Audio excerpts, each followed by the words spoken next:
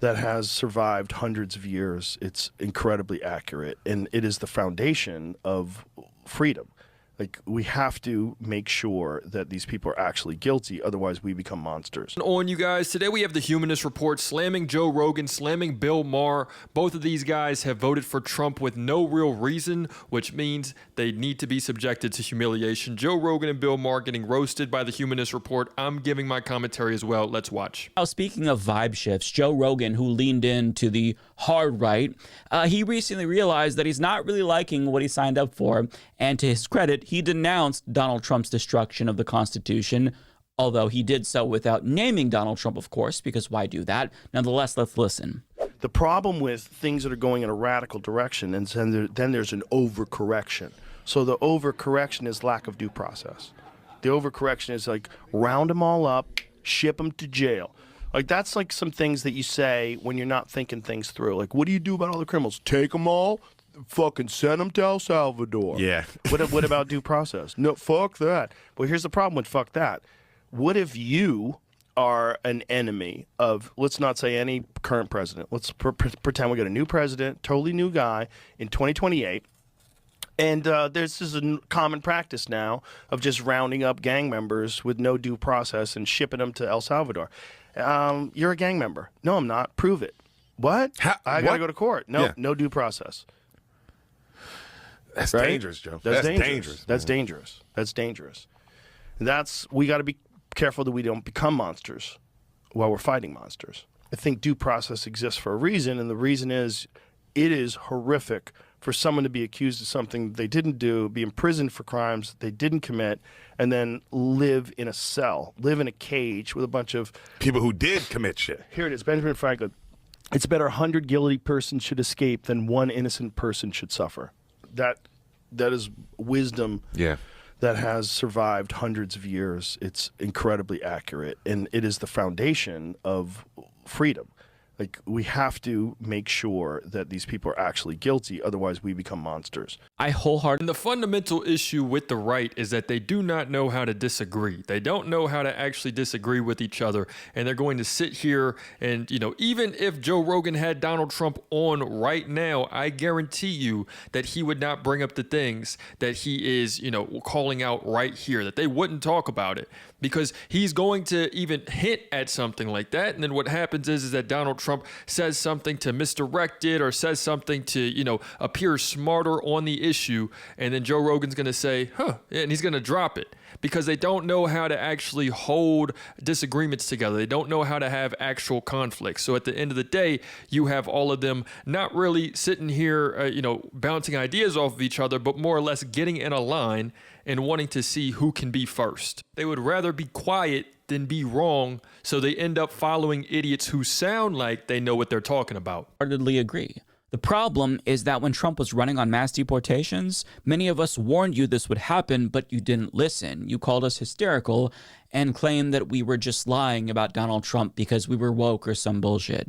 Listen, it was obvious to anybody with functioning brain cells that you can't round up millions of people without gross violations of their human rights and civil liberties. And it's not like Trump didn't broadcast his intent to go after innocent people, because he did. He did this on the campaign trail. But I mean, the question is, why would anybody roast Joe Rogan for that good take? And the answer is because even though he knows what Trump is doing is wrong, it's embarrassing that he still lacks the conviction and the spine to call him out by name. You don't have to bring up a hypothetical president in the future to describe a situation that might happen when it's already happening right now and it's not hypothetical. And former fans who dominate his subreddit now, by the way, but now hate him, pointed this out, and they also joked about how jarring it was to see Joe Rogan, of all people, make sense again. Spinelessness aside, this person asks, is this AI? Because this makes sense. I can almost hear the old Joe Rogan in this clip. He may still be in there somewhere.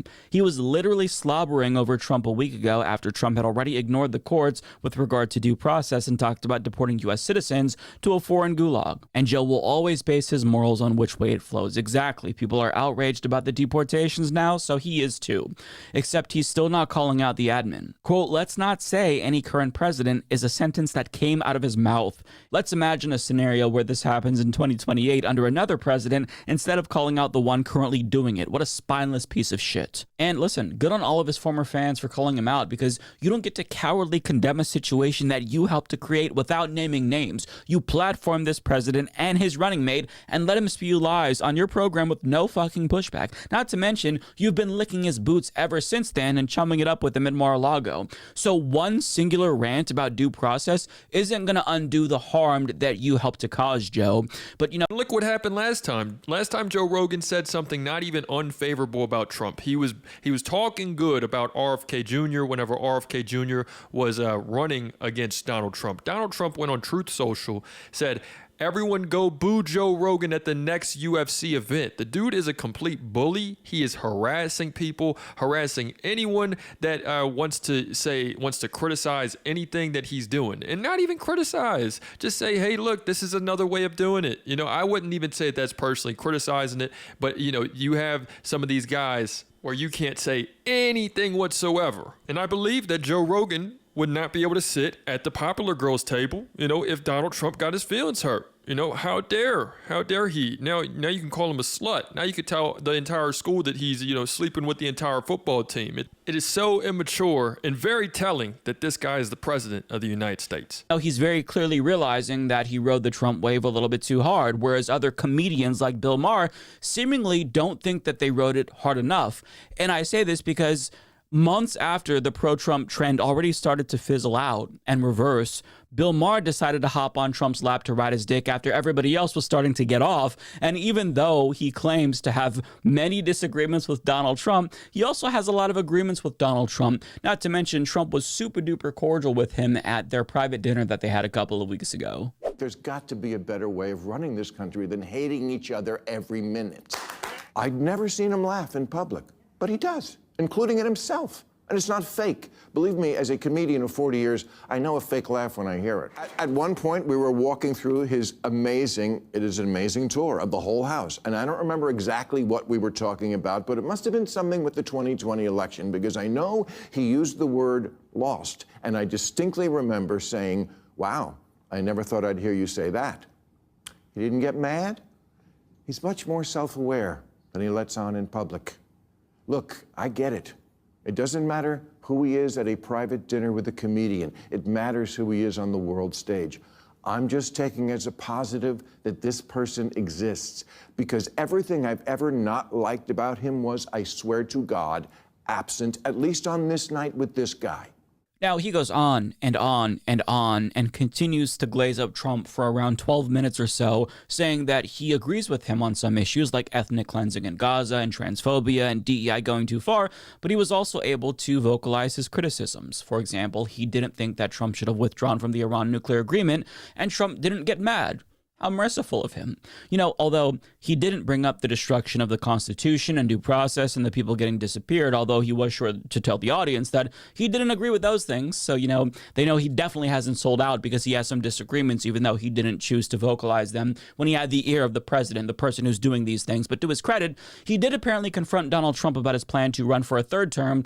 And here's how that went. Before we get into that, I mean, just look, this is the obvious angle with Bill Maher. Bill Maher is wanting to capitalize on the fact that, yeah, his show ratings are probably not as hot as what they used to be. So now he sees a clear opening on this guy who has a literal cult following. You know, the president of the United States has about like 30% of America that I really, truly believe that if Donald Trump was like, push the button today, any of these people would completely follow this guy, you know, no holds bar. Bill Maher knows that. Bill Maher knows exactly what he's dealing with, and he is strategically wanting to, capitalize on the blind leading the blind. I'm not going to pull my punches that presidents get to propose a third term for themselves. He understood that, and without animus. That doesn't mean he's not going to try to do it. At one point, I said to him, "You're scaring people. Do you really want to be scaring your own citizens so much?" And I know now you're all saying, and what did he say to that? Honestly, I don't remember. Oh, okay, great. Thanks for telling us. I'm sure that whatever he told you, it was very reassuring. You know, it's not like since you had that dinner with him, he hasn't threatened to deport citizens, homegrowns, to a gulag in El Salvador. So I'm sure that whatever he said put your mind at ease. Listen, Bill Maher already admitted in that first clip that we watched that it doesn't matter what Trump said or who he was at that dinner. What matters is who he is on the world stage. And I agree. But even though Bill Maher said this, presumably to feign self-awareness, I don't think he actually internalized what that meant, because you heavily implied, Bill, that it was beneficial, that somewhere deep down within him, there's a nice person that exists. That doesn't matter. That is completely and utterly irrelevant. And the only reason why you think it matters is because he made you feel special. He wined and dined you and gave you a tour of the White House. And since you suffer from one of the worst cases of main character syndrome that I've ever seen, you know, that was enough to make you feel a little bit better, because at least you're special, right?